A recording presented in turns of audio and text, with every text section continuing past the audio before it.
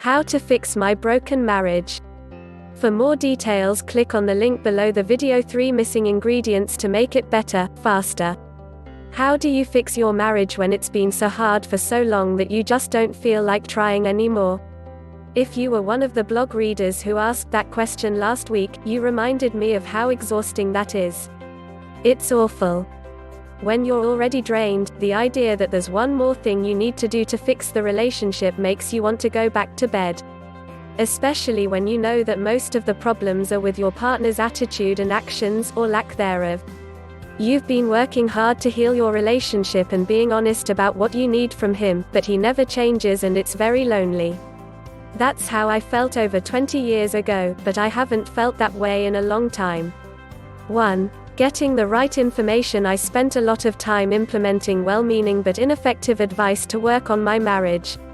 Some of what I read from so-called experts seemed so much like common sense that I never even questioned it, even though it never worked for me. When I followed suggestions like, let your husband know when you have an expectation that's not being met, I ended up with wall-to-wall hostility. Same with, tell your husband that you need more affection. Ugh. I got some forced, awkward hugs, but that was about it. Now that I've had both a terrible marriage and a dreamy one with the same man, I can spot the counterfeit wisdom right away. It makes me break out in hives. Before anything could improve in my marriage, I needed the right information, just like I'd need the right directions to get to your house. My common sense just wouldn't be enough if I didn't have your address and a reliable GPS. If nothing's been working for you, which is how I felt in the bad old days, what could it hurt to experiment with some new approaches? Here's a good and free roadmap that outlines the directions to becoming an adored wife. 2. Making the changes you can make. You might be wondering why this blog is only for women when there are plenty of ways your man needs to improve. I mean, it doesn't seem fair that all these suggestions fall on your shoulders when your shoulders are already bowed under the weight of your relationship problems. Wouldn't it be nice if your husband read a blog and implemented the suggestions? I thought so too. I used to make lists of what my husband should do differently. I put them on the refrigerator. Or I'd sit him down on the couch and read my list to him. That never worked either. At all. What I learned the hard, slow way is that I can't make my husband read a book or a blog or an email, even. I can't make him do what it says. Therefore, I was very reluctantly forced to look only at how I could behave differently.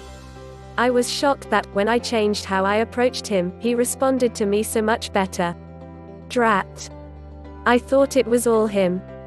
Being accountable for myself by making some simple changes that made me feel better about myself anyway turned out to be magical for my marriage. I started small, just trying out experiments that I knew I could throw out the window if I wanted to. But when I got the very responses I had always wanted, I knew I was on the right track. Was that because my husband had improved? He certainly started taking more initiative, being more affectionate and conversational, and constantly looking for ways he could make my life better. He just buzzed by to see if I needed a cup of tea or a blanket.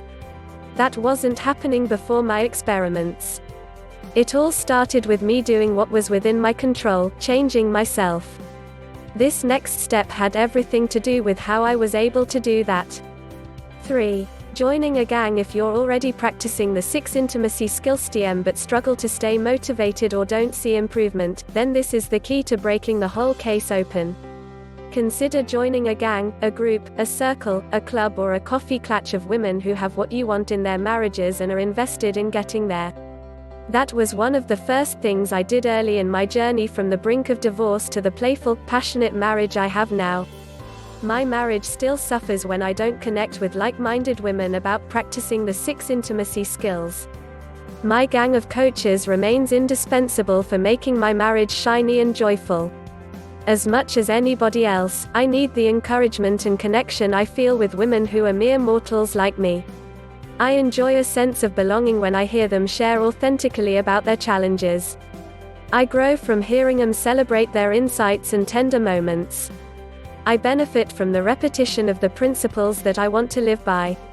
The most powerful such group one know of are the Laura Doyle certified coaches, who started out in relationship coach training. Each class is full of women committed to restoring the intimacy in their marriages, and they lift each other up with courage and vulnerability like I've never seen anywhere else. Often women enroll in relationship coach training to save their own marriages or make them more playful and passionate, and it works. Which makes sense because we tend to be like the people we surround ourselves with. We all need someone to have our back, to provide empathy and acknowledge us for what we're doing well. If practicing the 6 intimacy skills feels hard, discouraging or pointless, my wish for you is to have more support. After all, happy marriages matter. You're not the only one who's struggling or has struggled, and if those of us who put a high priority on our relationships stick together, we can encourage and empower each other. It's the only way I found that worked to fix my broken marriage and help it stay fixed. If that's what you want to, then I'm glad we found each other. The world needs more women like you who make their relationships a priority. Please subscribe to the channel to receive the latest videos.